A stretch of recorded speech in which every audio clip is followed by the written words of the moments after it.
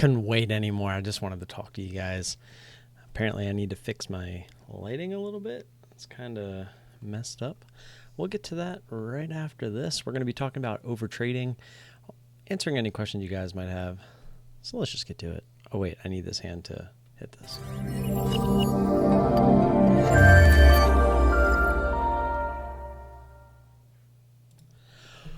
What is up?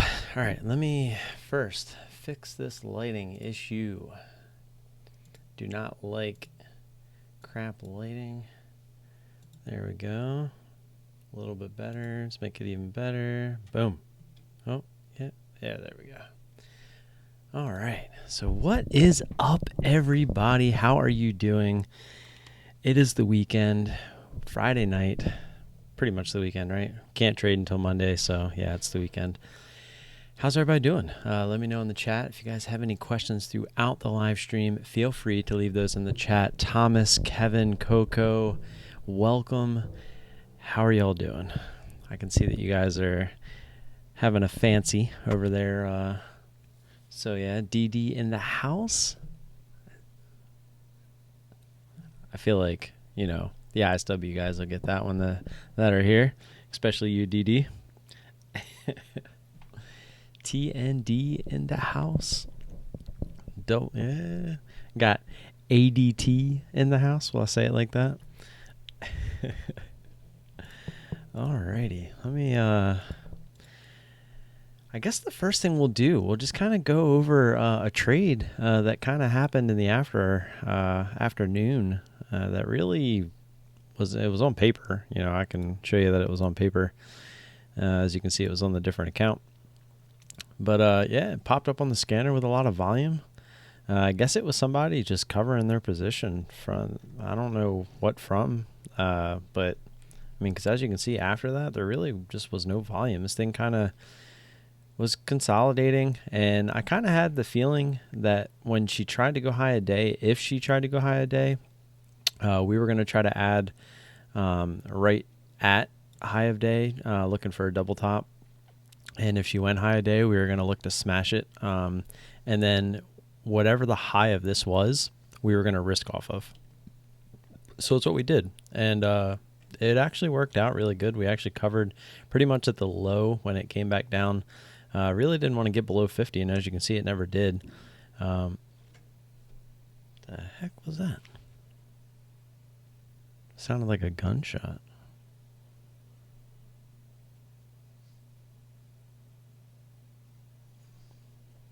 See if my Wi-Fi. But yeah, we waited till the end of the day, and then we literally the last minute we realized it wasn't going any lower, so we ended up, I think, covering pretty much at the same price.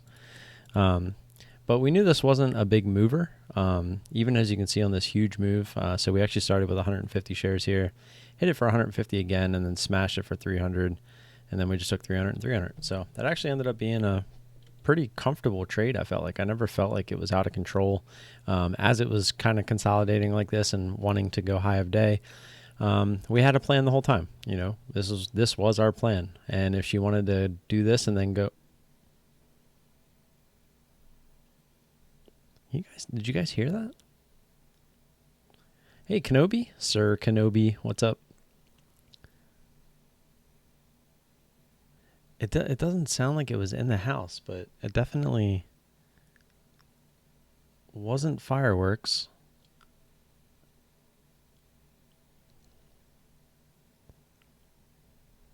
I guess if we hear police sirens, fairly soon we'll know what it was. No beer tonight, man. I got the old water. I mean, I don't know. But yeah, let's switch over to, since we don't need the scanners in there, let's go to the default. Well, my default, which doesn't have that in there, so we can see everything a little bit better. I mean, technically we don't even need all of this. Let's see. This is the one I've been using for that. Trying to just think of the best one to look at. I mean, I guess this one would be it. I mean, I just have to remember the symbols. Like SIEN was the trade from today. And that just looks beautiful. I was actually really happy with this trade until she decided to continue down. But look at that. She actually climbed from the cellar all the way back up to the roof. Pretty crazy. And then what a crazy fall off after hours. But all right. So why we're here, overtrading. Again, if you guys have any questions, feel free to chime those in. But the first thing, there it is again. Maybe it is fireworks. Maybe somebody's just messing around in August with fireworks for whatever reason. I mean, unless somebody's like torturing somebody, you know, they like shoot them in one kneecap, you know, stop, ask for more information. They're not giving it to them, shoot them in the other kneecap, you know, just kind of work their way around the body. Who knows? I watch too many shows and movies. But always remember, being flat is better than being red. Now, how many times, I'm actually going to bring my chart over and I'm going to go to my last red trade. I'm going to pull the chart up. Now, how many times do you get, now this is for my edge personally. So my edge is I'm looking for a big intense move just like this. I know you guys heard that one, but that one sounded louder than the other one. So I'm going to assume that we're dealing with fireworks at this point, which is just weird. But so we get short on the big pop. We actually missed it and it came back down. She went back up. We looked for the double top and it went right up against this, never really came down.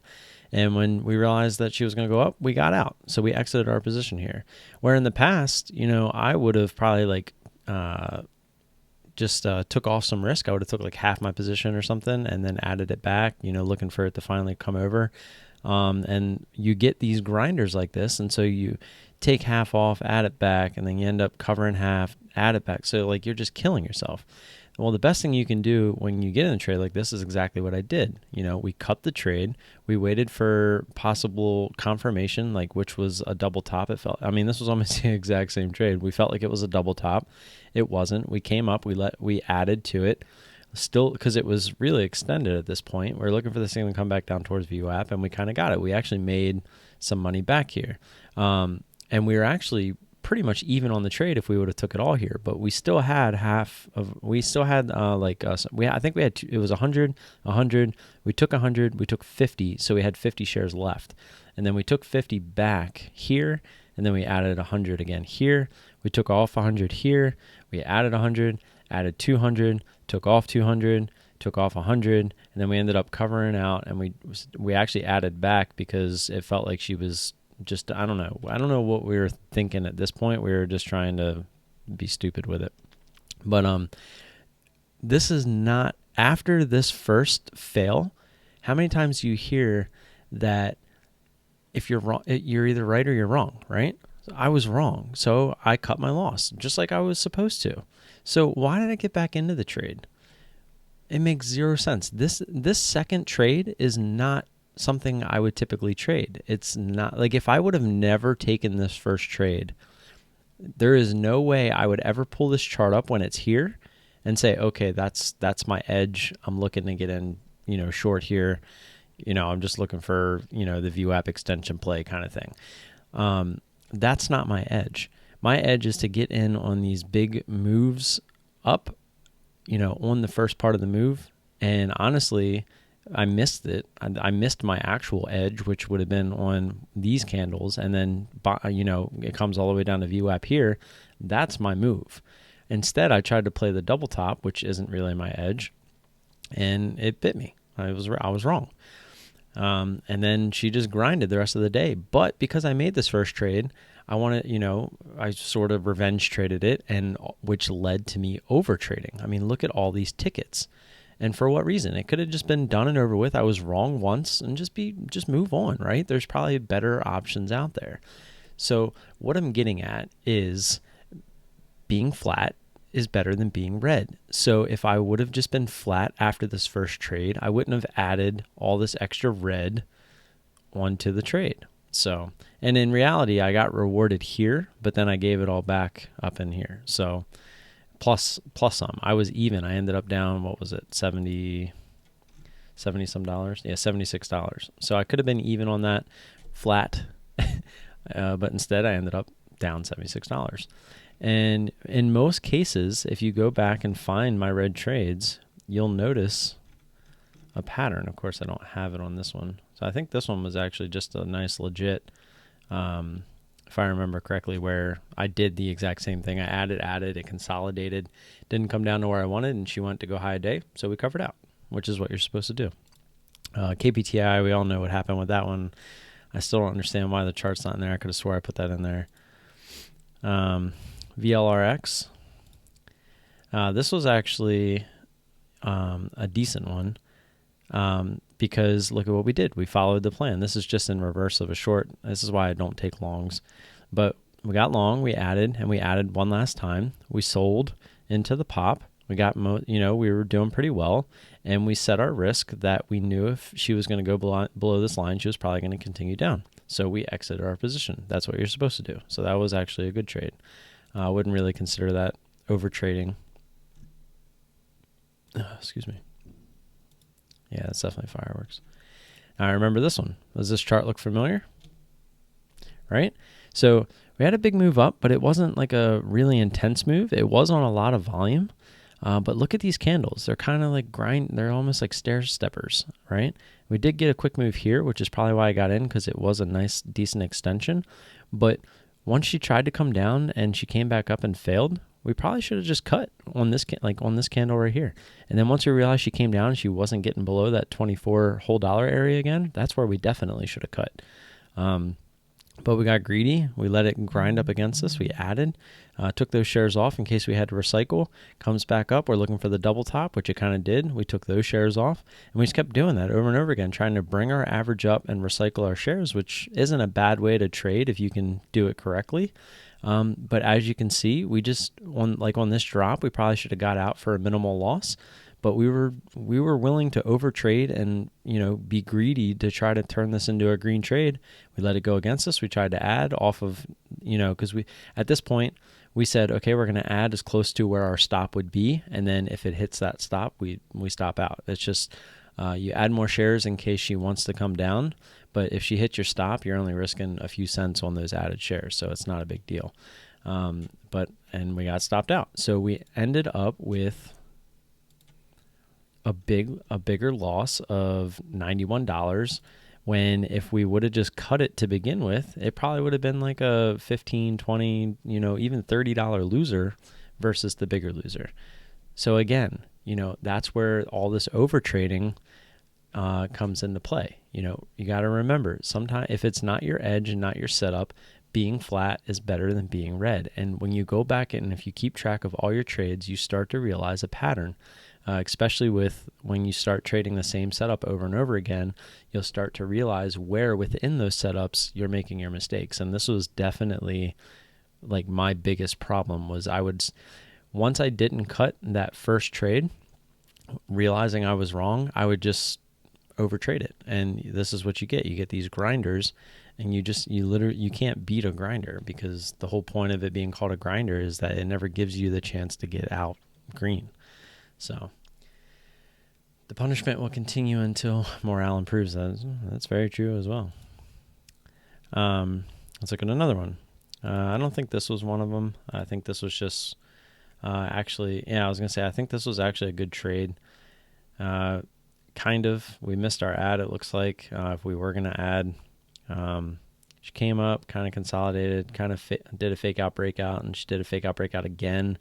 We didn't get out, I guess, looking for more. And then I don't know why we actually got out here. I guess probably just got tired of it because it looks like the volume's really bad. So I think that was just a crap trade. Got into it thinking that it was going to make a decent move, but it looks like all the volume when it came out of it and these big spikes there wasn't really a big move back down, those are always frustrating, but we actually got out of that one pretty small. TCS, this was another long. We actually got lucky with this one. I remember we hit the wrong button. I had my hot button set up wrong. It was to cover my whole position instead of what I thought was only half of my position. And it actually covered the whole thing. And then it pretty much, it did come back up to that point again. But as you can see, she ended up dumping off. But if we would have played this right, we would have took half our position here, and we probably would have dumped the other half as she broke the lows in this candle right here. So we saved a little bit of money there. Yeah, exactly. Monday and Tuesday this week for me, I didn't see anything that was my edge, and that's why I didn't trade. I can't tell you how many times, and I'm about to show you the definition of overtrading. I can't tell you how many times where it's so frustrating and you get that itchy finger where you just want to trade, right? Because that's why we wake up, we want to trade. Like I just have to do it. Like that's what I want to do. I love to do it. I love to trade. I want to trade. So when there's nothing that's your setup or your edge, like it irks you because you're like, well, I'm going to find something. And that's when you get in trouble. You can't do that. You just you got to abide by the rules. Now look at this. How many tickets is this? I thought it says it somewhere. Result. Loss. Yes, it was. I could have swore it said how many tickets it was in here. Wait a minute. I guess we can count 1, 2, 3, 4, 5, 6, 7, 8, 9, 10, 11, 12, 13, 14, 15, 16, 17, 18, 19, 20, 21, 22, 23, 24, 25, 26, 27. I think I missed a couple. It's like 28, 29, something like that. Oh, here, I guess I can click on this. Well, this says 17. That can't be right. There's definitely more than 17. Oh, you know what? It probably is 17 tickets, and then some of the orders, as they were getting filled, they got split up. Okay, so that makes more sense. So it was 17 tickets. Well, let's look at the chart. Does the chart look familiar? It's the same damn chart every time. It's so frustrating. It's the same grinding chart. And it's like, I can't. I am learning. I'll pull a monkey out. I am learning. So when I need to learn to just cut these and reevaluate. Like I can't get stubborn. Like on this ad, like the first entry and this ad are not bad. But what I did, look what I did here. I covered out and then got right back in. I remember doing this. I got out completely. I should have just been done right there. I was down like $120. Just cut it right there. But no, I was like, this is a big intense move. Why did I just get out? I'm going to get back in.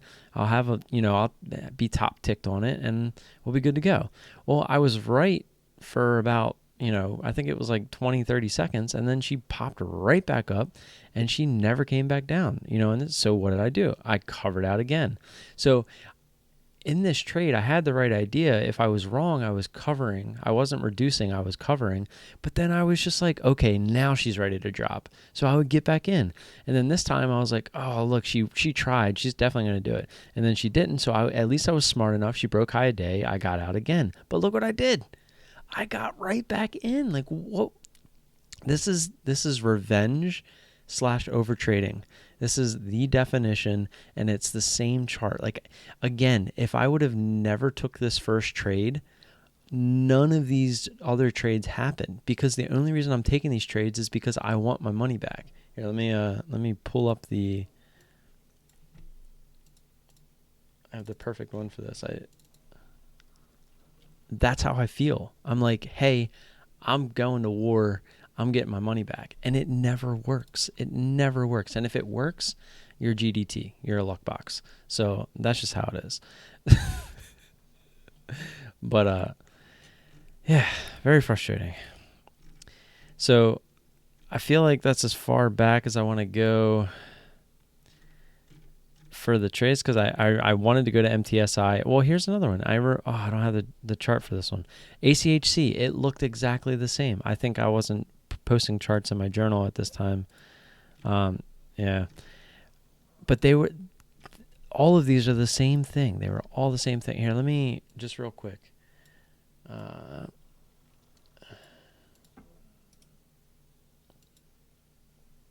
heck? Ignore all the kid shows. Oh, that's what that was. I was like, what the heck? I forgot I even had that open. Oh, no, I just opened that. That's why I did that. Let's see if we can search for ACHC real quick.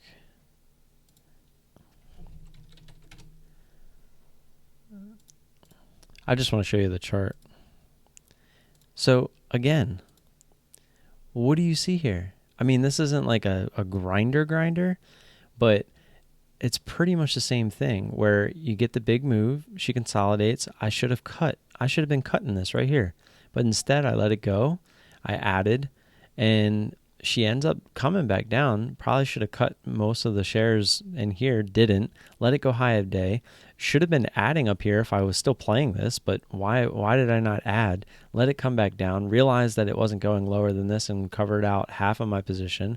And as you noticed, once she broke this key area here, when she starts to do that curl up that I used to trade back in the day, this is a pretty good long setup. When you see something come down and just kind of base out and then start to curl back up, when she gets over that like medium area and then there's nothing else to the left except high of day, that's a good long. So that's where I got out there. It was actually a fake out, but then she came down and then she eventually went. So I was right. I was just a little bit early on my cover, which didn't really matter. That was only, peanuts at that point. But again, this was a bigger red trade than it had to be. If I would have just cut here like you're supposed to, you get in. If she consolidates like this and she decides to break the highs, you get out. The only way you really get back into a trade like that is if this is a complete fake out. She starts to drop back down, and if you want to get in as she's already coming back down instead of getting in on the front end, that's fine. You're kind of waiting for the confirmation that she's coming down. Good for you. You get back into the trade, and if you're wrong again when she goes high a day again, you get out. Like it should be that simple, right? It should be that simple. But this was just bad trading. This was early on learning the strategy, so I didn't even have that kind of thought process in my head. But again, look at it was kind of a grinder. She went up, made the big move up, and basically just went sideways before going up again. She never really gave you that, the big move down that we would, be looking for. I don't know why I'm lost connection. It's not midnight. The big move like this one where it goes up, you get in, and then you get the huge move back down. Why? It's usually that only happens at midnight. So, yeah. The second thing I had written down was to review the daily charts of your best trades constantly. So I'm just going to leave it there for now. Look at this. This is, to me, a great trade, right? We got in and we got out. And if you want to go back to some of the losing trades I was showing you, the ones where we did get in, I wonder if I actually have, real quick, any of the smaller losers. Not Arla. Of course, I don't usually have super small losers. I hate that I don't have. This was a perfect one. I wonder. Let me go to the live trade on this one.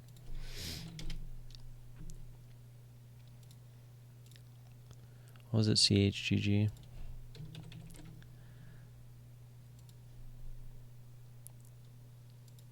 Of course, I never made the chart bigger. Props to Thomas for calling that out. I like trading like this, and I actually made my other screen 4 of these, and then I changed my main screen just for YouTube purposes for the main part. And it is nice to trade on the bigger screen. But as you can see, look, this was pretty much a grinder, right? This was the same thing, but I actually cut it where I was supposed to. So I got in again. I added at high a day. And the arrow looks like it's below the red arrow, but this is actually right as it went. It went to go high of day. So I added, and then she consolidated within that 2-minute candle, and she went to go high of day again. So I cut it, right? So to me, that was worth the cut. Obviously, I was wrong to cut there because it was a fake out. And I probably should have been a little bit more patient with that because I had just added. But I just told myself if she got over, was it 44? I can't tell where the orders were. So it was the $50 break that I was watching. So I mean, that is what it is. I've just had that one on a tight leash.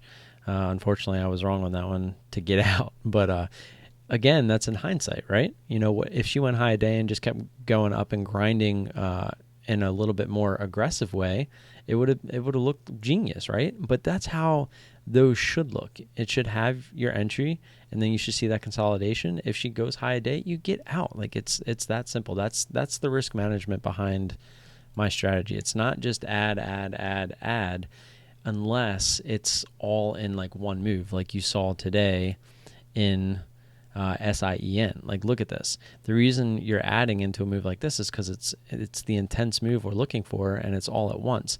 Now, if this thing wanted to keep going all the way to 7, all within like this candle and this next 2-minute candle, then I'm going to be adding into that, because I'm looking for basically this move back down to happen, because the more intense the move, the weaker the trend. It's really that simple. And usually the bigger the green candle, you're going to get just as big of a red candle coming back down, because you're going to run out of buyers. So when everyone starts to sell, you're not going to have anyone buying when the thing's coming straight down. So when the selling starts, it's going to start, and people are shorting at the same time. So that's what creates these, big red candles coming right back down, because on the way up, you run out of buyers. You try to find where the buyers run out, which is usually where one of my arrows are, and then you hit it on the way back down. Let's try to see if we can get rid of that again. Well, I mean, you make a great point, Thomas. He's talking about the grinder charts. The thing is, you don't know that they're going to be grinders, but the point is, once you make that first entry, let me pull it back up. So once you make that first entry here, and then say you cut, like, you got to get it out of your head that unless it makes another big move, you should not be messing with it. Like, if it just keeps grinding up a little bit and just stays the same amount away from VWAP and just kind of just continues that path, you just need to stay away. It's that simple. And it's very frustrating to not be able to do it, because if you already lost on the trade, you're like, it's in your head. It's something you have to get over in your head that you're not going to do that. But it's hard to do, to get over that revenge aspect of trading. But to go far, you're going to have to learn how to do it, because it's a huge part of trading, is the emotional side of it. Pressing buttons at the right time and all that good stuff. Like, you could press the button at the top every single time, but if you're taking profits like on this next candle, like I used to do that. I want to show you, like, when I first started doing this this strategy, it was horrible. Like, I would be so happy that I top ticked it, but I was in my head, I was so fearful that the thing was always just going to come right back down. So, like, just to show you, I was going to say, that's not CLF. Like, look at that. I'm pretty sure I go back over. Do I go back over it? This was really early. This was one of my first trades with the new strat. I think this was my first trade doing the intensity strategy, or the pop and drop, whatever you want to call it. But I mean, I basically top ticked this thing. From the beginning, I've been really good. I picked up on it really quick of, kind of feeling the tops is really the best way to put it. Like, you look for key resistance points, which in this point, it was the whole dollar. It already made the big move. You're running out of buyers. And at the time, I was reading the tape to really solidify my moves. So it went above 12. You start to see a sea of red pour in. You jump in. That's why you're never really going to top tick, because you're really kind of waiting to feel it pretty much kind of like big move up. Like, imagine like a huge move up, right? And it's running into a ceiling, and then it just kind of starts to stop. And then, like, all of a sudden it just starts to fall. So it's like kind of a ball, basically, right? Like, if you throw a ball up into the air, eventually it's going to kind of hit its top point, and then it's going to start going back down. So it's I mean, whatever analogy you want to use, it's all kind of the same. But I literally got in at 12 here, and I covered at like 11, right at 1190. I think it looks like it was above 1190. So, and then look at the move it makes down. It actually comes down into a really nice descending triangle, which could have been another trade, but neither here nor there. That's how quick I was taking them. Like, I was basically scalping. And with this strategy, the whole point of trying to really kind of get the top is to really, you got the top. So, like, look to make the most of it. And I'm still working on that. Like I'm still working on that. But yeah, that's just something that, that's an art. And a lot of people will take profits quick, but they'll let losers run. And I'm one of them. As you saw, like my losers tended to be bigger. I would overtrade and revenge trade them.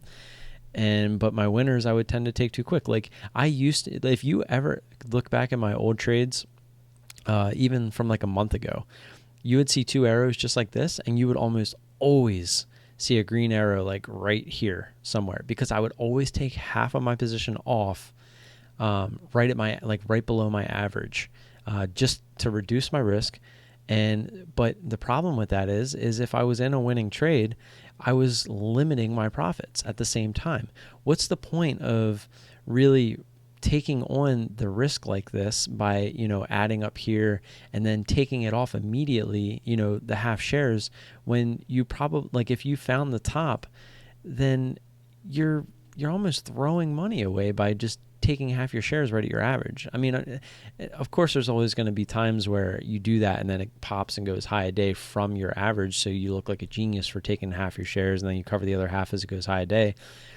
But in most cases, the whole reason you're risking looking for that top is so that you get that big move down, like this. I mean, this was perfect. And I almost took half on this pop here. You can even see in my video from today that I was hovering over the take half position.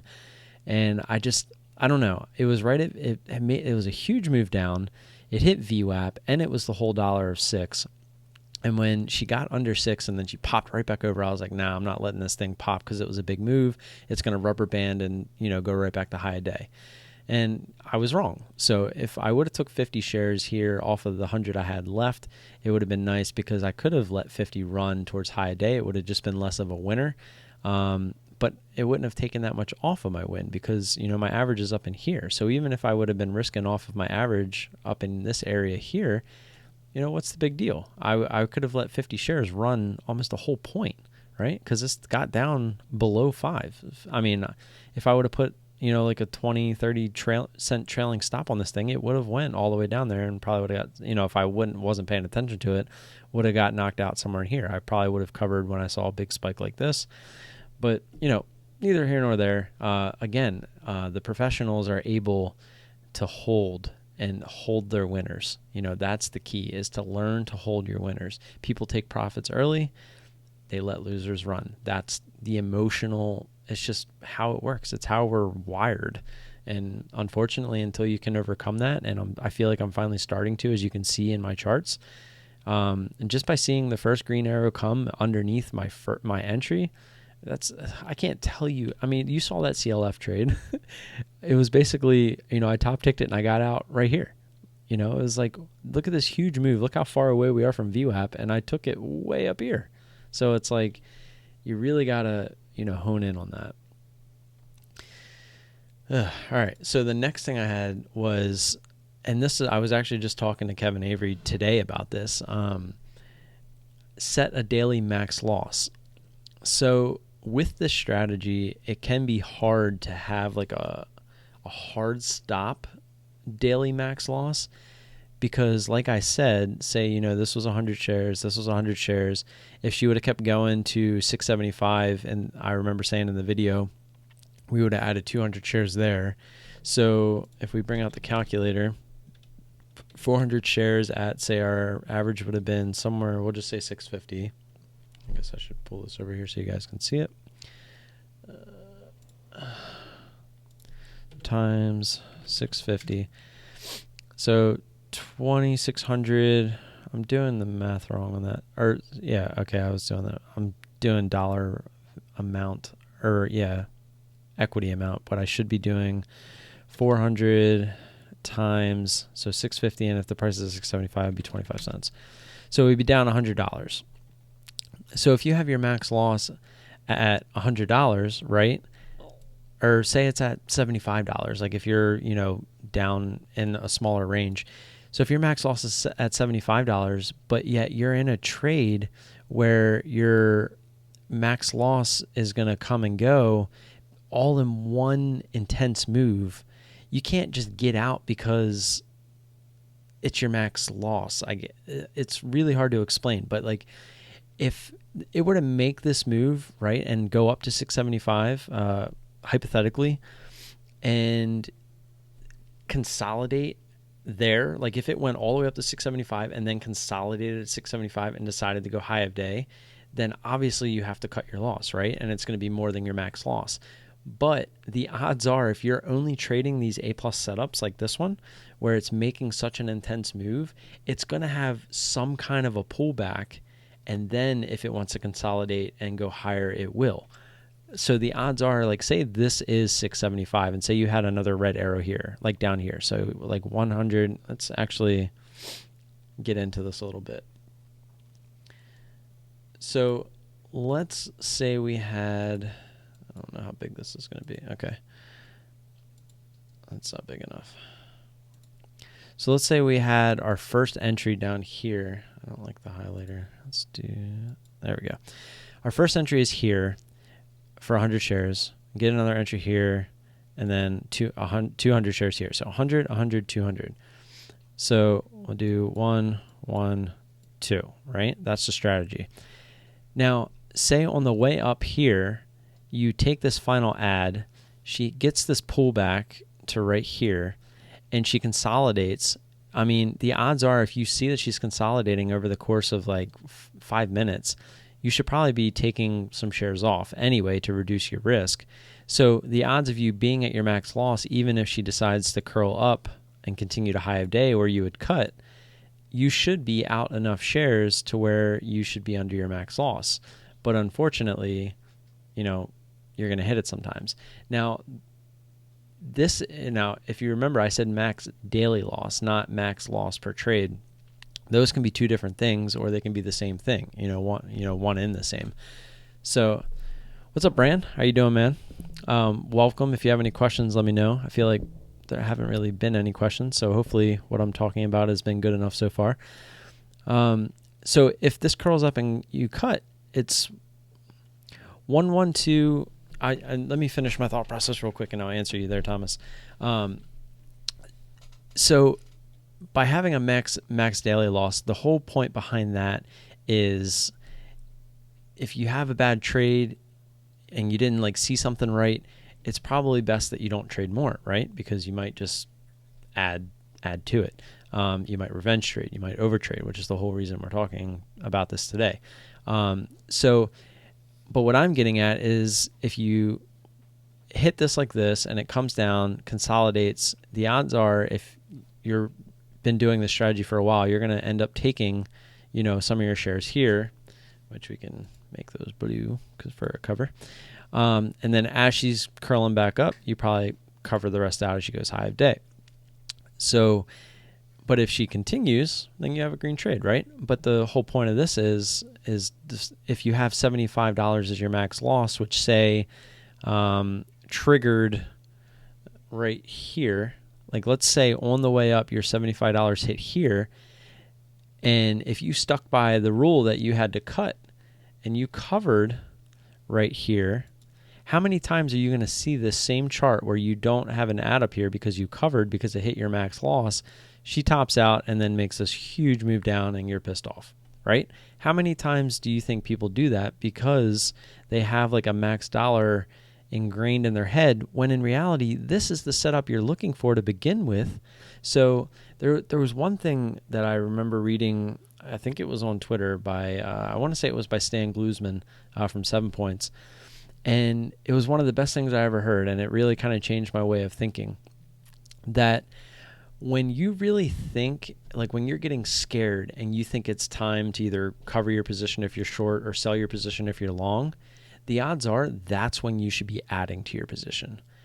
And if you really kind of let that sink in, it's one of the best things I've ever heard. Because, and just take this example from what I just said, instead of covering your position here because you're scared because you hit your max loss, by adding to your position, look at what happens here. So you get up to $100 instead of $75, but you're still within the definition of your setup, right? And again, the stronger the move, the weaker the trend. So the odds are you're going to get some kind of a pullback. Odds are, is obviously nothing's guaranteed. And the other thing too is we're not trading low floats. Like they're not low floats that are just going to go to $100 either. So that's another thing you have to keep in mind. Low floats are a completely different story, and that's a totally different subject, which we'll get into some other time.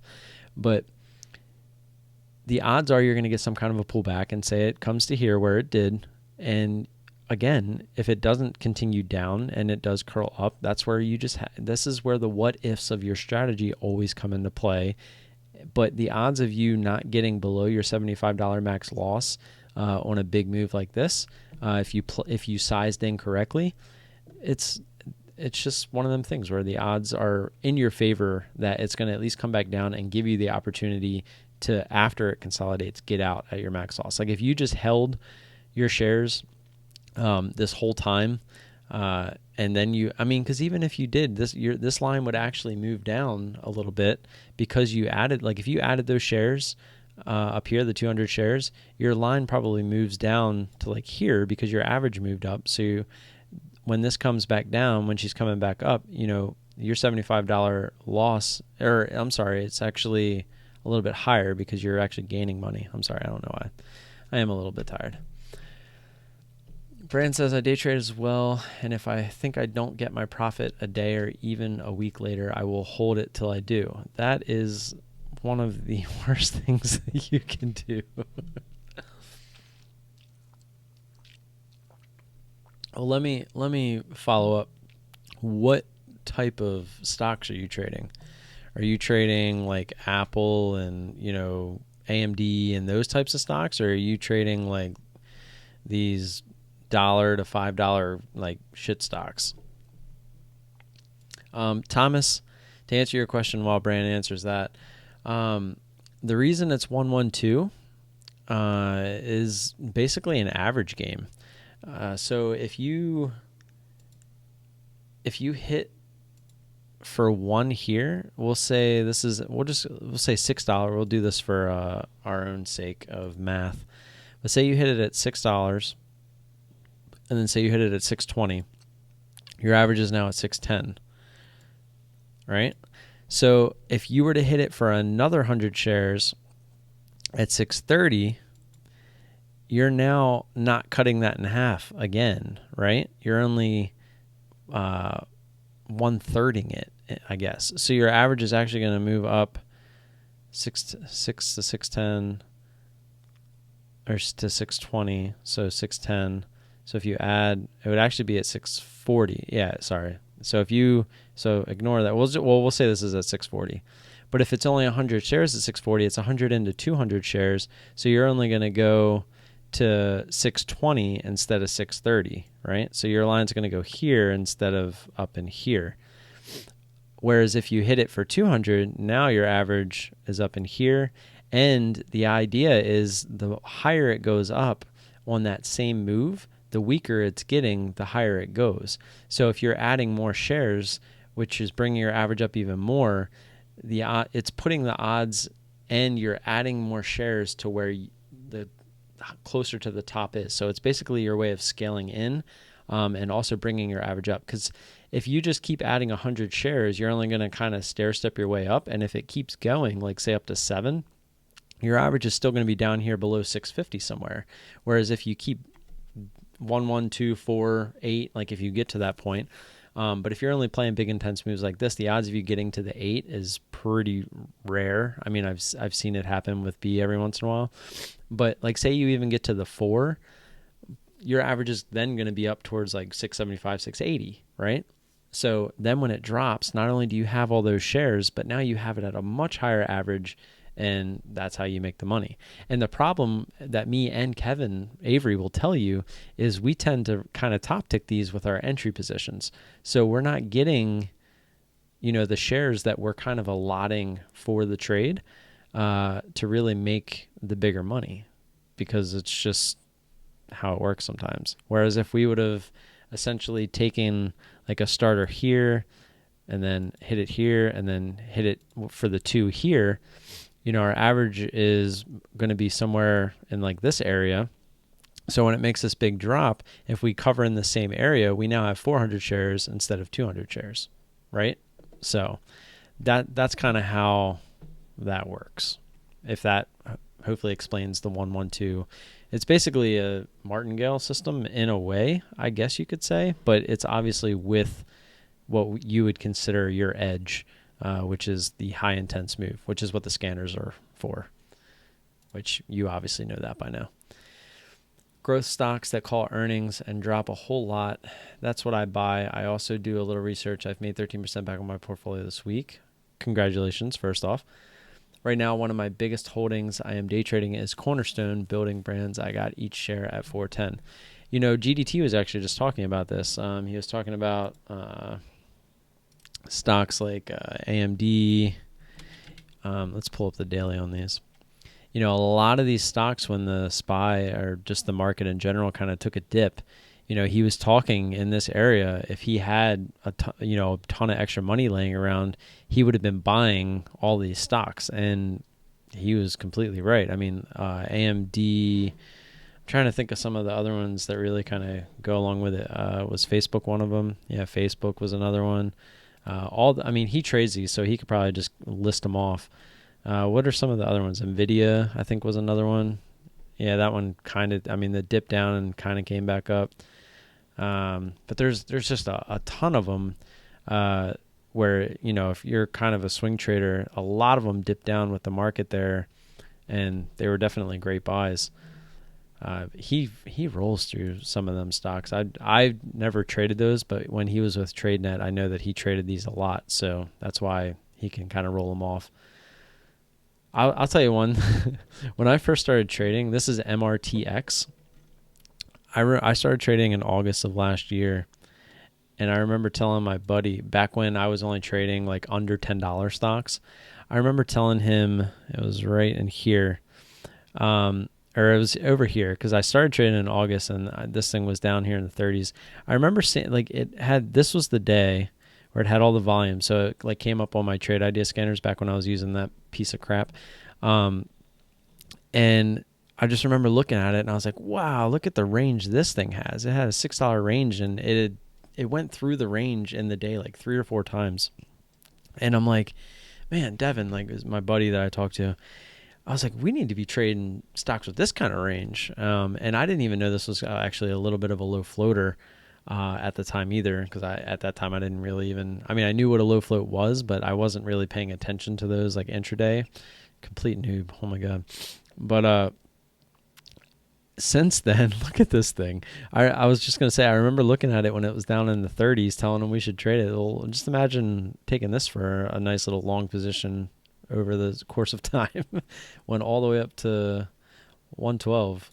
Pretty crazy. Okay, yeah, back on track. I still have 2 more points to go over here. Oops, wrong one. So the next one I had was write out your trading plan before entering a trade. Now, in the moves that I play on a daily basis, this is why you paper trade. This is why you trade with low share size. This is why you kind of go out of your way to know the what, if, ands, and buts, and every which way that your strategy can go. Like, say this thing goes up to $8 from here, right? Well, what's your plan? What if you top ticket and it drops straight to VWAP? Just literally you top ticked it and it goes straight to VWAP. What's your plan? Let's say you top ticket and it just consolidates sideways for the next 10 minutes. What's your plan? Do you see where I'm going with this? You have to know every possible situation that just one strategy. That's just this one strategy that I imply. You got to know everything about it. You need to know the ins, the ands, the ins and the outs. I'm getting tired. The ins and the outs. You need to know the what ifs, the buts, you need to know every time you've traded it in the past, like you're going to see this same strategy happen over and over and over again, but it's never going to happen the same way. It may appear the same sometimes, but it's never the same. So what I'm getting at is, and I even have this sticky note. Let me bring up my OBS so I can make sure you guys can see it. It says, write out your strategies with what ifs, etc. Take screenshot of chart at night to check if holding trades longer would help profits. So, and that was back when I was developing, if I were to just take half here, and let some shares ride, because I always get out of the trades, because some people like to just make their money and be done, and that's completely fine. And that's kind of how I am and I want to be. But I'm starting to realize too that, even if you just put a trailing stop on, some leftovers, it can't hurt to just let them go. Because what's the worst thing that happens? You get stopped out of your leftovers. Who cares? But if you let them go, look how much you can make potentially on some of these. So that's really just a big thing, is to first off know what your strategy is. If you are just kind of coming to the market every day and you're just looking for, breakouts or something like that, like say you're looking for breakouts, like say you're looking for stuff like this where it builds up all day after a big move, it's going towards high day and you're looking for this breakout or something, just whatever. Or if you're a momentum trader, or if you're looking for more confirmation where you get short somewhere in here, like my friend Devin, like he'll watch these moves happen, but he doesn't like getting in on the front side. He waits for the back side. So his first entry is usually where I'm getting out, believe it or not. But usually he'll wait for it to like kind of finish a down move and make a pop. So like see how this made a move down to here? It was the first pullback and then it popped back up to here. So he would look to get short right here, which is, to be honest, a much smarter move, but you'll never get the top on that type of move, because he won't even try to do a double top because he's, fearful that he'll get in and it'll go high day and it'll, shoot up, which, a lot of times it can, because, if you break high a day, a lot of times it does spark some more volume / momentum, blah, blah, blah, blah. So just know what your strategy is, know everything about it. Like, if you're a guy, okay, I'm not going to even say that. Say you have a dog, right? Or have a kid. Say you have a kid or a dog or a pet, or just a pet in general. Usually you're going to know everything about your kid or your pet, whatever it is. You're going to know everything about it. You're going to know what it likes to eat, where it likes its belly scratched, where it likes, its head scratched, whatever it may be, but you're going to know everything about it. That's what you need to do with your strategies. You need to know where to itch your strategy's head. You need to know when it likes to go to the bathroom. You need to know all this stuff. You need to know what it likes to eat. You need to know everything so that when you see it acting a certain way, you know exactly what to do. It's that simple. I don't really know any other way to explain that. I mean, I actually feel like that's a pretty good analogy. I don't dislike cats. My brother has a cat. My mom has a cat. I like cats. I'm just a dog person personally. Kevin has a cat. All right, let me check out up here. Do you trade full time? If yeah, how do you cope with dry weeks where you don't make enough as you'd like?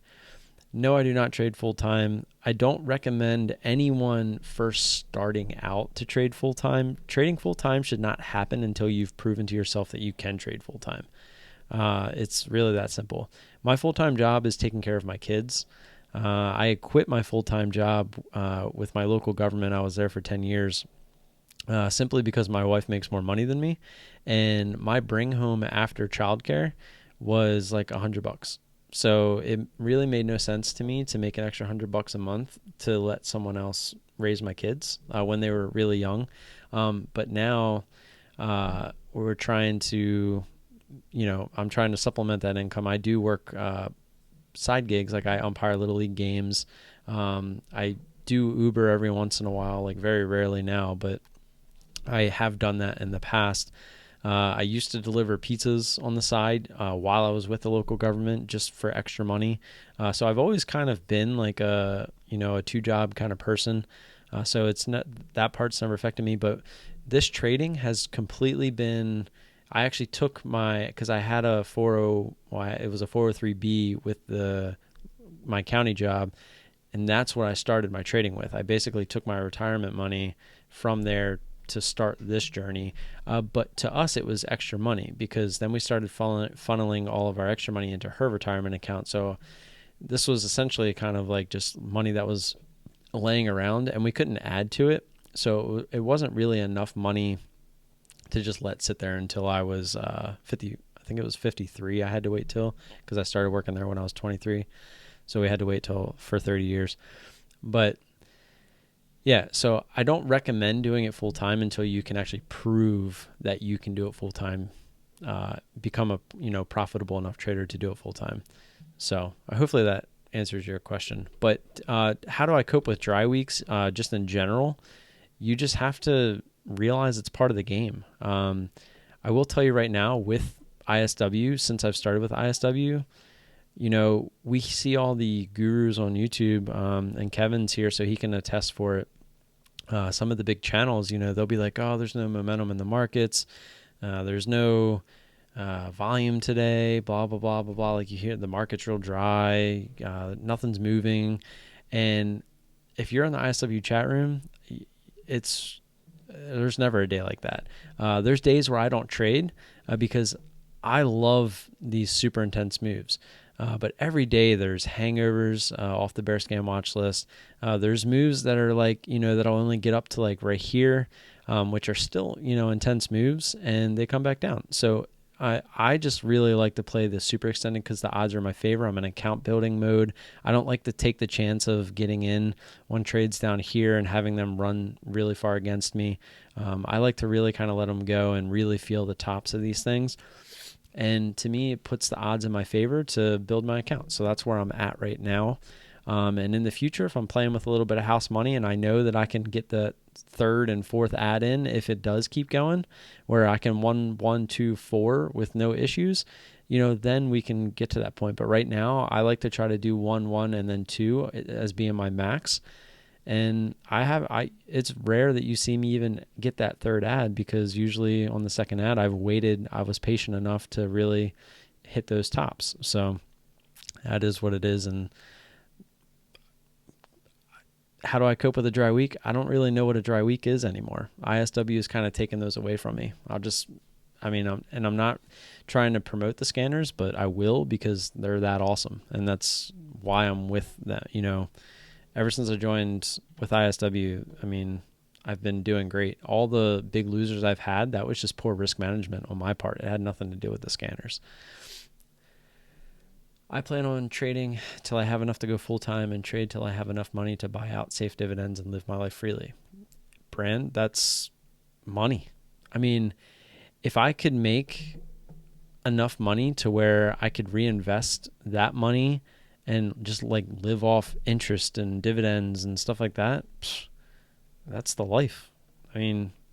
What better life can you ask for? And then really, once you have that all set up, you can kind of start back over. While you're living your life freely, you can just trade, with a $25,000 account at that point, and kind of just, it's extra, right? So anything you make is extra at that point, because obviously you know how to trade at that point. So why wouldn't you just keep adding to it, And it's fun, who doesn't like to trade? Okay, so that one right there goes to 10, and you're on margin. Do you get a margin call and don't play the vid? LOL. You can't do that to me. You can't tell me not to play the vid. Of course I can just hit the button. That's probably better than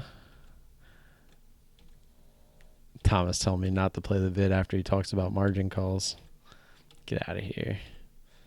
I'm sure most of you already know where this is going if you've watched any of my previous live streams, because I feel like this gets played on every one of them at this point. Hopefully I didn't miss it. I don't think I did. I think it's pretty far down at this point. This guy adds a bunch. Yep, there it is. Oh crap! I gotta. Oops. Sorry, I'm clicking wrong buttons. Let me make sure you guys can hear it. Okay, you should be able to. You should be able to hear it.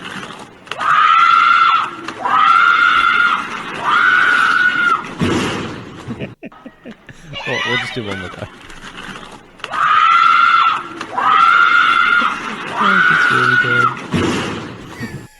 Okay, one more time. But I want you to watch her hair. Watch her hair when she hits the door.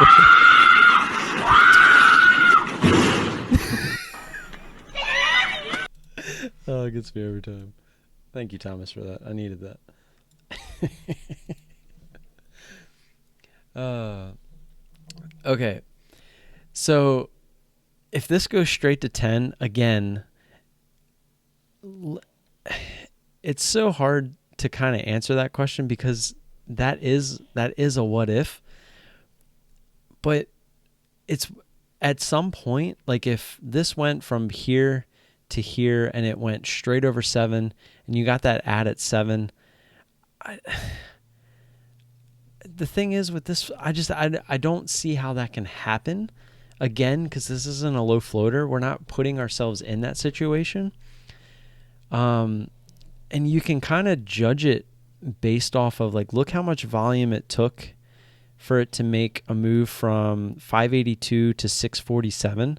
So you're talking, this made a 60 cent, not even a 60 cent move, and it took 131,000 in volume.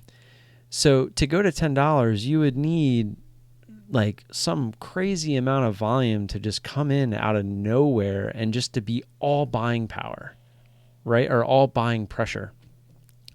And the odds of that happening I just don't see it happening, right? Again, because it's not a low floater. If it was a low floater and you're playing something like that, that's the risk you take, and that's why you don't play low floaters. Low floaters can do that to you. And you have to basically have $1 million. I'm going to tell you right now, if you want to be successful at trading low floaters, you have to have an account where you're not getting margin called. You have $1 million account, and say you start with like 1,000 shares, 1,000, 2,000, and it goes to 10, and you're just doubling all the way up until it finally dies. Like, you're not getting margin called, and you're going to make a ton of money. The problem is you risk when you finally hit the top. Like, if this thing went straight to $10, hypothetically, and it finally makes a pullback, like say it only comes back down to like 950, you have to realize that you're fucked, right? You have to realize that if this thing's stopping at 950 and it's not coming down to say, it's like, say you top ticked it right at $10, and now your average is, I don't know, like 875, 890 or whatever. But say it only comes down to 950 and starts to consolidate and it starts to curl to go high a day. You have to just realize that you're in a bad trade. And at that point in time, you need to decide, am I going to cut this loss, or am I going to MMA style this thing with my $1 million account and just see where it goes? Because it could go to 30, right? Are you willing to risk your account on this trade from that point? Or are you going to just take that one big loss that didn't work out, which is kind of, if you're playing low floaters, I'll say it's more of the 20%, but if you're playing these, it's more of like the 8 to 10%, because the odds are that's not going to happen.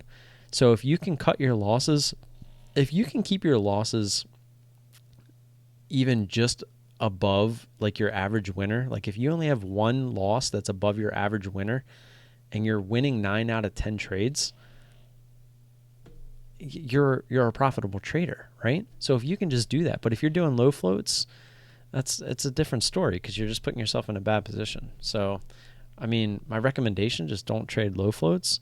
But hopefully I also answered your question, if that were to happen. Like, it's sizing, and you could do it, but you would have to predict that something like this, like it went from 582 to 647. So the odds of this thing going to 10 are crazy, but you would have to size into this thing, because when I'm putting my share size in, what I do is when I pull a chart up, I go, okay, this thing went from 555, and where was my entry was at 618. So it went from 555 up to 618, and I looked at how quick it did it, and that's what I'm looking at. I'm looking at the range. So if it made that quick of a move, that's kind of how I judge how many shares I'm going to use based off of what I think the range of the stock is. So if I feel comfortable, I'll use more shares thinking, okay, well, the range isn't, that bad. Whereas if this thing, like if each one of these was like $6, $7, $8, $9, like a low floater could be, then you might use a fourth of that to start. So it really depends on what you determine the range to be on any given stock. And you can make it work if it were to go straight to 10, but you're better off, like when you do get a pullback, just kind of getting out, letting it do its thing, and trying to get back in would be my advice. Why do I hold on, let me make sure I didn't miss anything else. Got to know how to scratch each ticker's belly. It's true. You have to know what to do to each trade you make. You need to know how to control. You need to know how to control your risk management. You need to know how to control your winners, because that's something that a lot of people don't understand.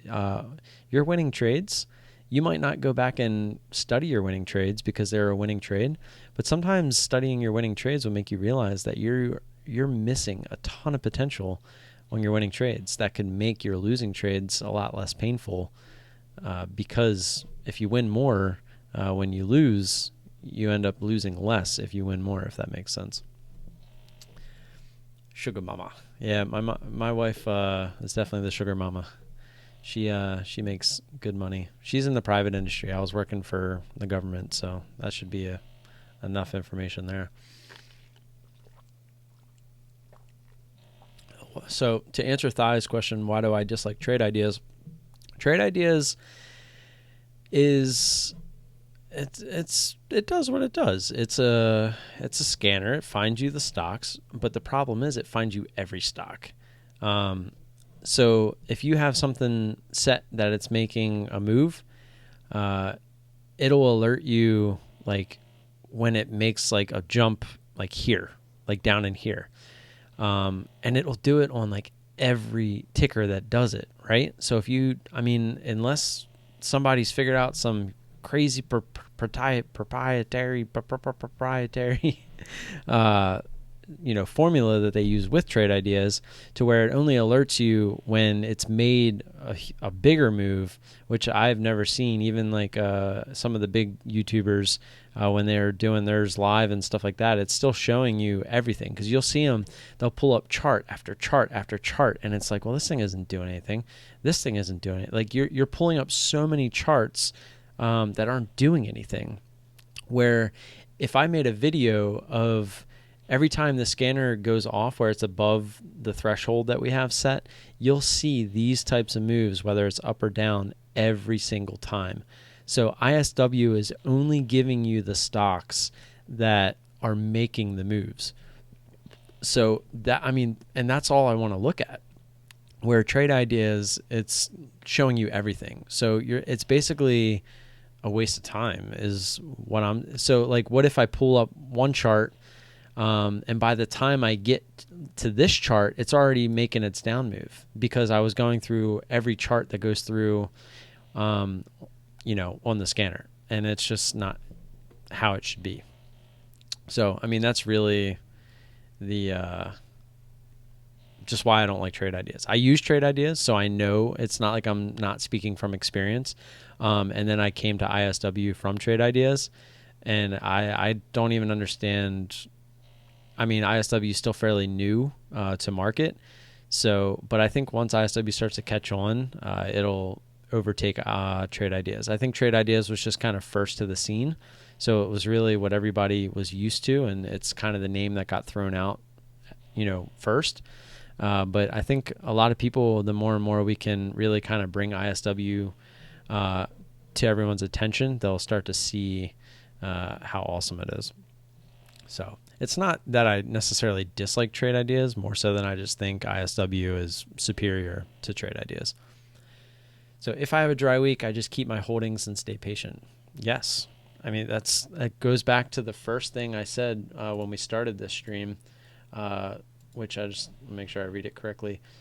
Yeah, just that you always remember that being flat is better than being red. So if you're having a dry week, sometimes sitting on your hands is the best thing you can do, because if you start forcing trades, you end up losing money instead of where you could have just sat on your hands and didn't lose any money. You can't assume that every trade you're going to take, you're going to win, because you know that's not true.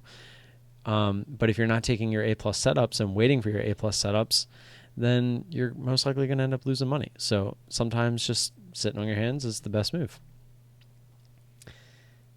So if you've figured out that you're always late, why wouldn't you adjust your size going in to say, say 100, 300? I'm not sure if I understand, Thomas. Oh, you're saying, like if I'm always top ticking, why shouldn't I increase my position? You know, I've thought about that. But to me, it's like a risk management thing. I'd rather be safe than sorry. I'd rather always go in assuming that this isn't the top, so that if it does continue, my strategy will work. Because like on this trade, I'm not going to lie, when I pulled this chart up, we got the 6 break, and this thing had already made a big move from 555, and it went straight through 6. So I actually waited for it to make a little bit more of a pop, because it was kind of hovering around like 608, I want to say. And then it popped up to here, and I think it went over 620. I just happened to hit it when it came back through 620 when I felt like it was done. And of course it stopped right when I got in, and then it went even more. But I really thought this was the top. Like, it really felt like, okay, this is a huge extension, went through the whole dollar, a key resistance area, and went pretty extended past 6 for, the move that it made. So this had to be the top. Like, that's what I was thinking. And then sure enough, it wasn't. So if I would have done, like, say, maxed out my position, like if I went in full position size here and then it went against me, like if you're a one entry, one exit kind of person, you're probably cutting here, if it went high. So it's like, how do you know where to cut this too, right? So it's really not to me, it's just not a one entry, one exit strategy. So it's kind of hard to even, hypothetically put that into place, because if it were to keep running against you, you almost kind of want it to, because again, the stronger the move, the weaker the trend. So if it makes that move, you just can't. And I did this a lot when I first started too, where I would take this position and then I would wait until it hit a next key resistance, which would be 650 in this case.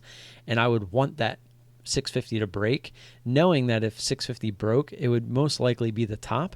But you see this a lot, and I started to pick up on it. Hence I, got it here, because I've learned that a lot of times it won't get there, because there's a lot of people that know that 650 is a tough resistance area, so they just start to sell before it even gets there, because it was a big move up. So it's really how I look at it.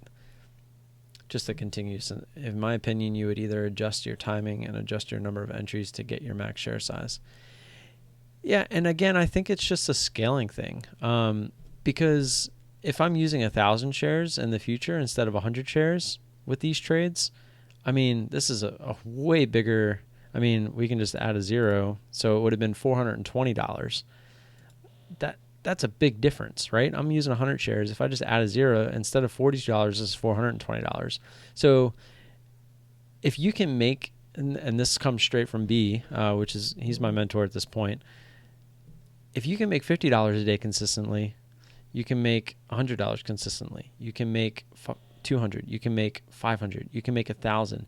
All it is scaling your share size up at that point. It has nothing to do with your strategy. Once your strategy is consistent, all it is increasing your share size. So if I just went to 200 shares on these instead of 100, now I'm at $84. If I went to 500 shares, right, now I'm at, what's that, $200, or, obviously not exact, but around $200. So all it is it's the same trade, just more shares. So it really has nothing to do with changing the strategy and trying to figure out how to make more money based off of what I'm doing. It's just doing what I'm doing and doing it consistently so that I can up my share size knowing what to expect. So hopefully that kind of answers it. I feel like that really was the right answer that I was looking for in the first place. Yes, Kevin, that, since you think it's funny, I'm just going to get in front of it. And I always point out the other girl that she was smart enough to cut her losses. She's like, now I'm going to cut my losses because I don't want to get margin called.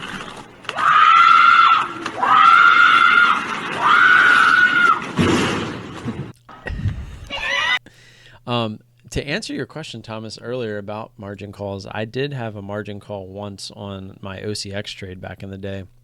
And the only reason I got margin called was because at the end of the day on SureTrader, everything goes, your overnight buying power goes from, it was 4-1 on OCX. It goes to 2-1 on everything for overnight. So you can only have 2-1 margin. So because I didn't comply with 2-1, they margin called. I think it was like 239 shares or something, where unfortunately, sadly, I can actually just tell you exactly what it was. My biggest losing trade. It was 291 shares. So I got margin called for 291 shares. One of the most frustrating trades ever. I wish I had the chart for that one. I actually, you know what I need to do for all my charts in the past? I need to go on Thinkorswim and just go on demand before it gets too far away, and just make charts for all of them. Just the main trade. That's a great idea, actually. I just kind of thought of that. If you are making a journal and you want to get charts, like I've been doing, like if you forgot a chart, you can always just use Thinkorswim's on-demand feature. Go back and get the chart. It's actually a really good idea. Who do you have winning the UFC rematch, Cormier or Cormier? I watched the last one. Is that tomorrow night? I usually don't remember until I see it on Reddit.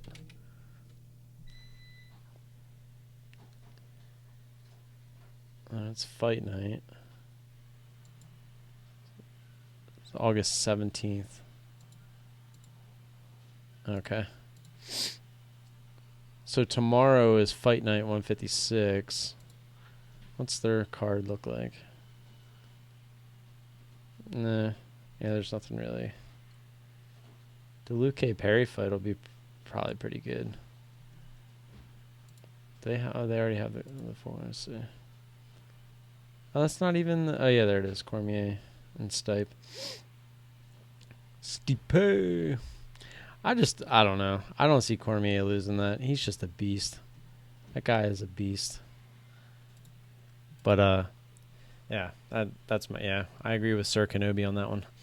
Cash is green all day long and twice on Sunday. So true.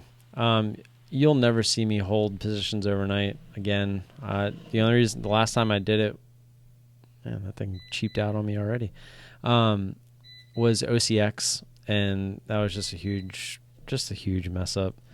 I was green on that thing, just looking for a home run, and I struck out big time. I think I struck out and got hurt and suspended for like 2 weeks. So yeah, thighs. Yeah, I see it's next weekend. I did have one more. No, was that my last one? 1, 2, 3. Oh yeah, I did have one more. So the last, and I had 5 things written down for the whole overtrading thing, just to finish this off. If you have a trade like I showed you earlier, all those trades where I overtraded. I'll just bring the last one up just for. So after you make this trade, if there's nothing else popping off on the scanners or however you find your trades, like if there's nothing else that's fitting your criteria, get up, walk away, whether it's getting a drink, grabbing a snack, going outside, get some fresh air, go listen to some music, go play a video game for like 10, 15 minutes. Do something to completely wash your brain from the market. I can't tell you how many times where, like, if I made this trade right here and I would have just got up and like went and played with my kid, I probably would have just been like, oh, whatever. I cut the loss. I was wrong. I'm just done with it.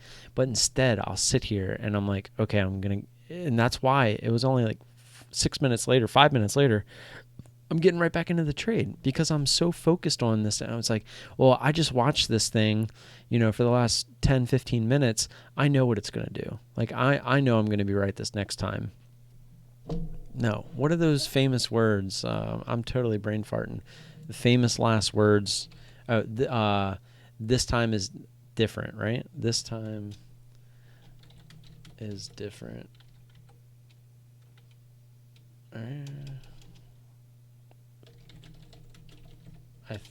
I know it's more to it.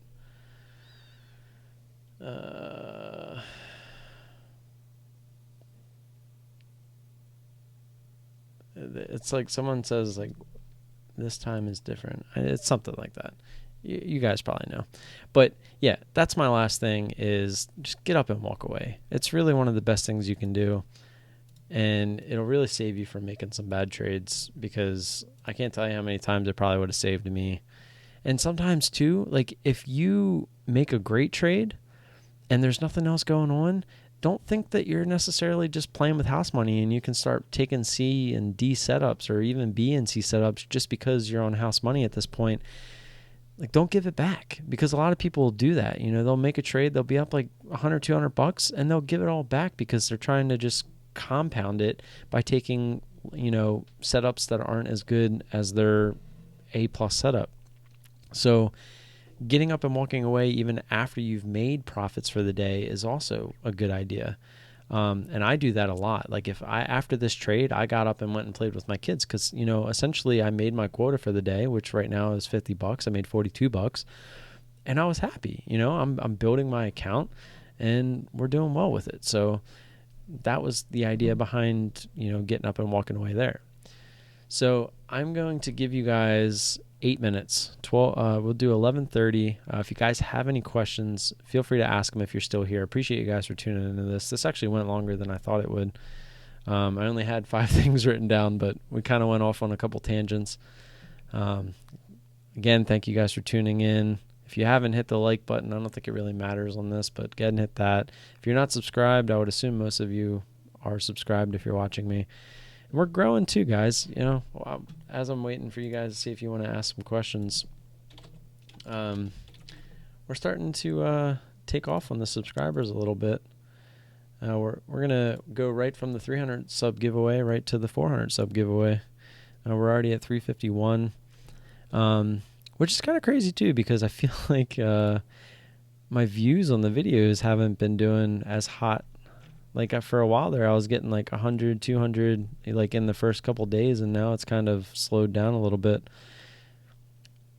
But, I'm not necessarily worried about it. Like, that's not even why I make the videos in the first place. But I was just kind of curious, because the subs are still going up, but the views kind of slowed down a little bit. Ooh, a question. I like questions, Thomas. Let's see. Maybe I said it wrong. If you're wanting 3 entries and that is the plan, but you're always top ticking the second entry, then adjust timing or go to the 2 entry plan. I'm assuming that's what you meant. If you're always top ticking the second. And yes, that makes more sense, but I also want you to understand. I'm not saying you're wrong in this, and I'm not saying I'm right, because that's the beauty of the market, is things can work differently for everybody. But to me, I would rather be right on that second entry and just take what I get from that, because again, imagine if I'm using 500, 1,000 shares for each of these instead of 100. We're in a different ballpark when it comes to final numbers. So it's like, yeah, you can look at $42 in this case, but that's just because of the share size that I'm using. But in this case, I felt comfortable because looking at the range of the stock and looking at where my ad was, my thought process here was if it wanted to really make more of a move, I'd still be willing to smash it down for that final ad up here, knowing that that almost has to be the top, right? So that's why I'm okay with hitting the top on the first or second entry, just knowing that and to me, I feel safer in those trades, right? So if you get into a trade, you obviously don't want the thing to just run against you forever, because then you're just red, and it starts messing with your head, and then you might end up taking profits too early. Just because, it ran so far against you and you're like, crap, I just need to get out of this thing, and the first chance it gives you, you might end up taking it, and it might be break even at that point. And then it does something like this and you're like, well, why did I take it break even? Well, it's because you emotionally weren't ready for what it did. So for me, it's like by being able to get this first entry and then nailing the second entry in this case, and it comes back down. Well, I've learned that I'm comfortable with hitting it on the second entry, letting it continue down a lot further than I would have in the past, where just on my second entry, I would have been taking the first half right at my average just to reduce my risk in case it wanted to go again. But what I started to realize too is I was taking that half to reduce my risk. But the only reason you would do that to reduce your risk is if you were planning on adding that back. So to me, I started to realize that it didn't make sense. The whole point of, building your share size is to look for this big move down so that you have more shares when it makes the move down. And I'm really finally starting to get a hold of that. And it's been working. So once I can find the consistency in this and I can really start taking advantage, and that's the other thing too, is when you start to use more share size.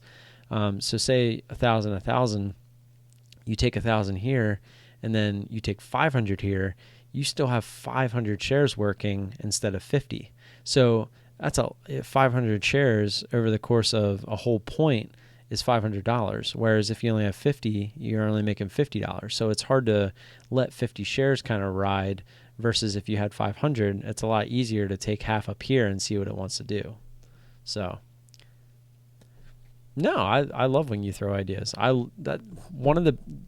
This is one of the reasons why I want to do the live stream, is to bounce ideas, because you might throw an idea at me and I'll just be like, that's a good idea. I'm going to take credit for it. No, I'm just kidding. But, and it's true, Thomas. Yeah, you hear us say it all the time, but in reality, we're complaining because we know how awesome it would have been. But how can we complain? We're implementing a strategy that wins like 80 to 90% of the time. How can you really complain, right? So it's like we're complaining about how much money we're making versus how much money we're losing, right? So it's one of those things where it's like, we're throwing rocks at rocks and the rocks are happy, where instead of if you're throwing rocks at people, they'd be pretty pissed off. So it's one of them things where it's like you just kind of have to be happy. And like I said, again, if you can scale these types of trades, it's only going to get better. So, and every once in a while you are going to get that third ad. Like you're going to have a stock where for some reason it just goes over 650 to 675 and you get that third ad and she makes the same move down and you kill it, right? Those are your home run trades. And these are your base hits. These are your doubles. And every once in a while you get like a triple. I mean, granted, if for some reason you decided to just hold your full size down here, I would think that'd be a home run. But it's one of them things where, you're never going to do that. You should always pay yourself on the way, because that, just alleviates your risk altogether. It would just be silly for you to not pay yourself as you go. But, when it comes down into like key areas like the whole dollar and VWAP, it makes sense to take off a majority of your position, knowing that in most cases you'll see some type of support form and, get some kind of a bounce. But sometimes they just do this and they make you cry like they did today. And then sure enough, she finally found a bottom down here at $5 and she climbed all the way back up. It's kind of crazy. You don't really see too many charts like this, and it was really slow. It was a really slow mover. I mean, I remember later in the day seeing this move, and I remember seeing this line here, from pre-market, and I actually thought about getting short here because the volume came in. I mean, look, this was more volume than we even had earlier in the day. I wasn't in the mood. I think I was eating my dumplings. And sure enough, this would have been one of them cases where, like, say you would have got in on the top of this candle, because it looks like this was kind of a top here. And then she went up and you added here at the top, based off of this line you would have had drawn, and she just consolidated, right? So you would have ended up cutting this trade right above this, and that would have been it. So you would have had an entry here, an add, and then it would have consolidated and you would have cut. So this would have been a losing trade, but that would have been a good cut, because look at what happened. She never comes down. She actually ends up using this as support and climbing all the way up here. So was this what you were looking for? Doing the same thing and expecting different results in the definition is the definition of insanity. Was this what you were looking for? Doing the same thing and expecting different results is the no, but I remember what you're talking about. That's another good one. The worst thing you can say is that this time is different. I want to say it's something like that.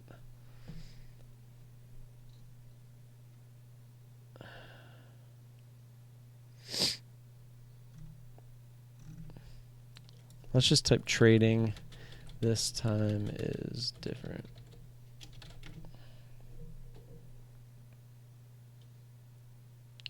Yeah, okay. So it literally is just that. This time, yeah. I've been trading stocks since I was 11 and started trading call options at the age of 15. In quotes, this time it's different are the most dangerous words I've ever heard in the 50 years of trading. So, yeah, in a way, it's the same thing that you just said, just phrased differently. Because imagine you get this same move up and it's coming down to this. Like, it was just like the scenario earlier, where she hits this area and she decides to consolidate and then curl back up. If that's what you're used to seeing, then you start to ingrain it into your head and you tend to trade based off of that. Where you can't do that. You just have to trade the chart. But if like in your scenario where this thing keeps climbing to 10, people are just saying, well, this time it's different. Like, it's going to come back down, right? Or people that are investors now who are buying stocks, and just letting them go lower and lower, and they just keep adding and adding, it'll come back up eventually, right? Like this time it's different. So that's really all it is just people, with that mentality, like, if it made that move once, it'll make that move again. Well, guess what? In these types of stocks, or any stock for that matter, you could be waiting months or a year for it to make that same move again. So neither here nor there with that. All right. We'll move a minute and 30 seconds. Any new questions? So Thomas, that was some good questions. We'll do 11:35 Eastern. We got a minute and 20 some seconds, and then I'm gonna close it out. It says we got 7 of you still here. So if you have any questions, pop those in now, or forever hold your peace until next Friday. Or you can leave any questions or comments in comment section of any video. I still haven't checked if you get a comment section after this is closed, but you could. I'm starting to think that Kevin is Coco, by the way. It's kind of funny that I think it's a Kevin joke. It's got to be. I'm going with that theory. I got a theory. We'll have to keep an eye on it because I'm pretty sure he's not here now. So, what was that other trade that I had today? At the end of the day, INWK.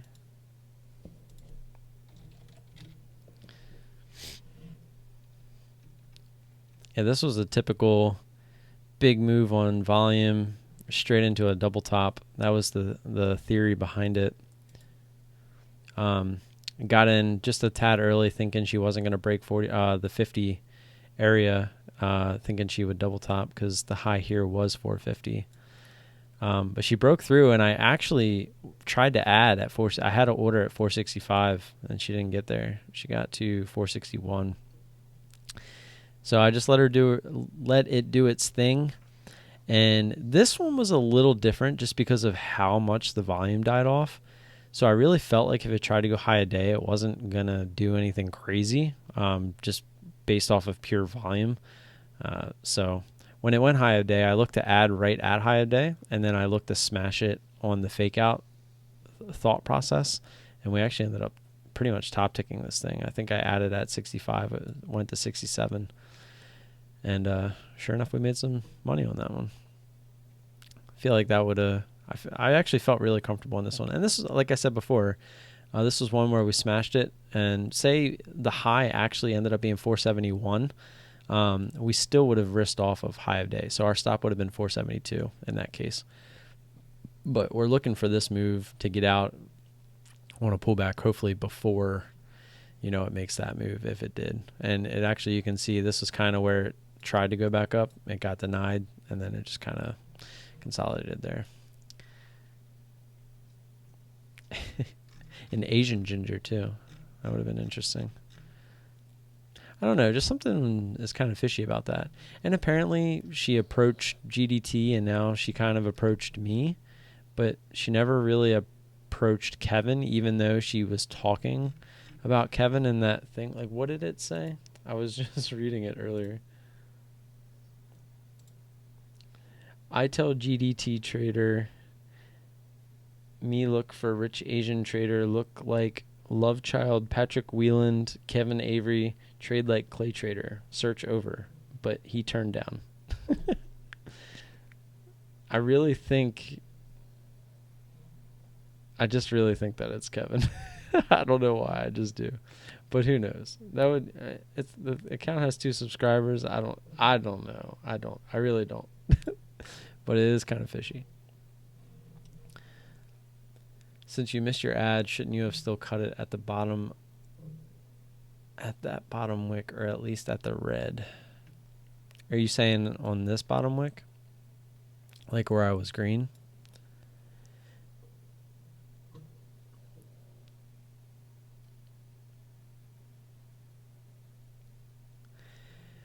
Well, that's kind of where this sticky note comes into play. And I remember saying this in chat at some point.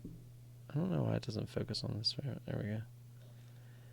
So the idea behind that saying, don't be afraid to lose, is just because you only get this little bit of a pullback, well, guess what? It also didn't go high of day either. So now, if it would have pulled back like this and then went straight high of day, then yeah, you could cut that. But in this instance, to me, it's, well, that is a pretty big pullback. If it's a big pullback like this one and then went high of day again, yeah, you should probably cut it. But if the pullback's only like somewhere up in here or even stays above the 50 area and then goes high of day, I'm probably looking to add again, because to me, that's still kind of the same move. Because it didn't really have like a full-on pullback. And to be honest, this one didn't really have a full-on pullback anyway, because look how extended it was from VWAP, and still is for that matter, just because of the volume that came in.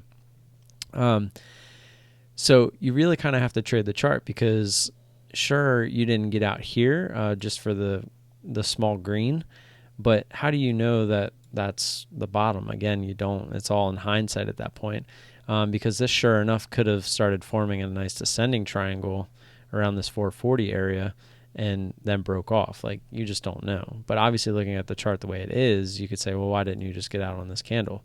So it's one of them things where it's like you really, even though you got a bad entry and didn't get your ad, you still kind of have to risk off as if you did get your ad, or even if you didn't. Like, you still have to trade the chart the same way that you would trade it regardless, if that makes sense. Obviously, if it comes down to like your entry and starts to consolidate and it's finding support, I mean, you can obviously get out then, knowing it might make this move. But when it consolidated up here above my entry, I was looking for, and I was paying attention to the volume too, for basically this to happen. Like, this was my plan. If it wanted to go up towards high of day, I was going to look to add, which is right here. So, I mean, you can see my ad was pretty much right under it. And then I was looking for this to be a fake out because there wasn't any volume coming in this to really, justify this move up. So I smashed it again when it went up, looking for this to be a fake out. And my plan at this point was, if this were to, come back down like and consolidate where it was and then go up again, you cut, right? So that was the plan. And that's what I was trying to tell you earlier, to know your strategy, your edge inside and out, because this is a what if. What if you get your first entry and you miss your ad? Because if you get your ad right, this candle is great, right? You could take half your position down here on, I don't, was this 100 shares? It was 150 because of the range. I remember going a little bit higher on this one. So on 300 shares, you could take 150 down here, and that's pretty decent trade, because your average is somewhere in the middle. And then yes, you probably do cut the other half when she goes high of day, and it sucks because it was a fake out. But that's how that would have played out if you got your ad. So in this case, we actually, because of the what if, we actually probably ended up making more money because of it. So again, and that's the what ifs of, your strategy, knowing how to trade every which way when something happens. Because if you get into this trade for the very first time, and this has never happened before, and you have no idea how to trade it, like say you got this first entry and you missed your ad and you don't know what to do after that, then you're kind of in la land. Because then what if this goes high of day and you're just kind of like, well, do I cut my trade here? What do I do? Well, you need to know this beforehand so that when it happens, you know how to manage it. That's really the best way I can describe. I mean, I know I answered the question, but I answered the question for me. For you or for someone else, it could be a completely different answer. Like, if you feel that you entered here based off of the same double top, and then once she went through high of day, you might just look to cut there, which is perfectly fine. That's what some people like, to be either right or wrong. My friend Devin's like that. I mean, every trade he gets in, his stop loss is usually less than 10 cents. He puts a tight leash on everything. He does not let any trades go against him pretty much more than 10 cents. So everybody's different. That's the key to trading, is finding your edge, what makes you profitable, and stick to that, because once you're profitable, that's what you want to do. And then you become consistent at that with your edge and your strategy. And once you're consistent, then you start to scale up. So I like to think that I'm starting to get pretty consistent. And I mean, just one last thing. Let's pull up,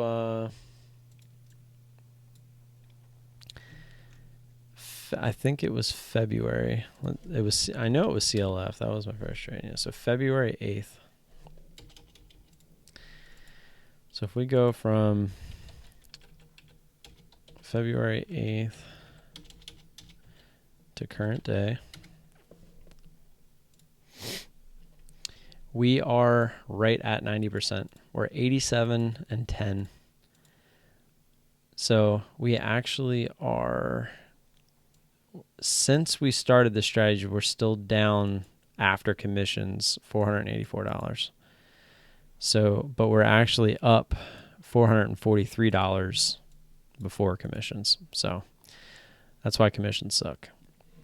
And a lot of that was the nice big MTSI loss, which was $990. So even if you just turn that into like a $200 loss, I mean, this is a completely different chart. Like it only dips down to like here. We're still way in the positive, and then, you know, we kind of go through our quirks and start coming back up. So again, it's all about risk management. It's all about knowing the ins and the outs of your strategy, becoming consistent with it, and then you scale it. It's really that simple. It really is that simple. And to do that, you need the right tools. ISW scanners. Check those out in the description below. Discount, all that good stuff. If you have any questions about those, let me know. Everyone here, Thomas, he will vouch for them. I will vouch for them. Kevin will vouch for them. GDT will vouch for them. You don't even have to sell them. They sell themselves. Once you see them in action and you really understand how they work, I mean, and I just started highlighting them in my videos.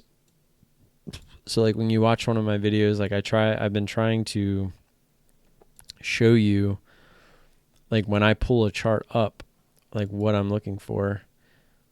So like we can actually go through 9:30 Eastern. Be sure to tune in. Here's the live trade. Right, so we got SIEN here. So like I right highlight off the scanner going right nuts. here just to show you on the scanner. So when you bring these trades up, lighter, I guess I'll get rid of the volume there. But yeah, just the way this thing felt, it kind of felt like the top. And as you'll see, she kind of just jolts right up after that because she had stalled out and she just wasn't done yet. And it was a little bit of a lower volume trade as well. But the whole point is, I mean, look, the scanner's still going crazy. It's at 64. You normally want to pull these charts up when they get above 20. So the fact that it was a 64, that's really telling you, hey, this thing's pretty prime for a reversal, where there's nothing on Trade Ideas that shows you anything like this. It just gives you an alert saying, hey, I'm doing something. Go look at me. And that could be down here in the move. It could be at the top of the move. Like it's just when they want to alert it. But that's the cool thing with ISW is these things are just amazing. They show you what stocks are just making the big moves right now. And here it goes making that move up there. And I remember like looking at this, I'm like, all right, let's see if we can get the 50 pop. I even tried to get it at 45 with the intention of possibly adding right over 50 if it got there. But I realized it didn't want to. As you can see, like it just stopped. So I grabbed it at 40, and right as I hit it too, it dropped. So it was a really good cancel and add. And so that's what I'm saying. So once you start to learn and you see these over and over again, you really start to understand how they work and how to feel them out. And being able to recognize that, where in the future I would have just put my order at 55 and I would have just let it sit, and I would never have gotten that top add. And I would have only ended up with 100 shares, and I would have been waiting to get it down here. So I would have only ended up with like a $10 trade there. So that's the difference in learning and becoming more proficient in your strategy, you know, et cetera, et cetera, et cetera. So there's really nothing else to say about that. Yep. The thing with me, Thomas, is as you can see on my chart, I'm finally getting back to almost break even after that stupid MTSI trade. Like overall, I'm in my complete trading journey. Is this I don't want to fail, so I'm moving a little bit slower because this isn't something, I don't need this money for anything.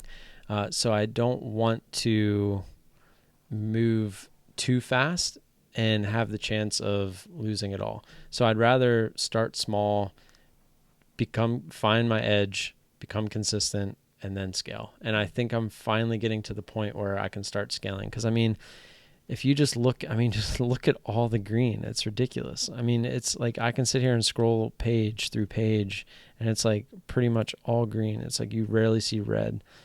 But unfortunately, every once in a while you see the big red, which is the ones that hurt. I mean, even before, I mean, look, this whole page was green. Green. And then this was right before I started, or this was right when I did start. I wish I had this chart. I remember IVC. That was another one of them freaking grinders. And And then, yeah, OCX. This was right before. This was actually my first YouTube video, ZKIN. I remember that one. That was actually a good setup, too. I was mad that one didn't work. But yeah, OCX, god damn it. But yeah, look, before this strategy, look at this. I mean, I might have had smaller losses because I was keeping tighter stops. But look at how much more frequent the losses were. So that's the thing, guys. It's like you might have a strategy, but if you're only 65, 70%, that's where risk management really comes into play. And yeah, you guys want to see my first day of trading ever? Oh my God. This is why you paper trade. This is why you paper trade. Oh, Jesus. Oh, Jesus. But yeah. All right. Well, with that, guys, I need to get to bed. I have to wake up in probably 5 hours because I'm waking up for the kids to spare my wife for a morning. And yeah, so that'll be fun. Appreciate you guys stopping by. Hopefully I didn't bore you too much. Hopefully we answered some questions. Hopefully we got the subject of overtrading out of the way. Hopefully we learned something about that as well. Don't forget to check out the channel, all the videos on there. If there's anything you guys want to, know about in specific, if you have any specific questions that you think could be a Friday night topic, let me know in the comments, email me, Discord, Twitter, whichever way.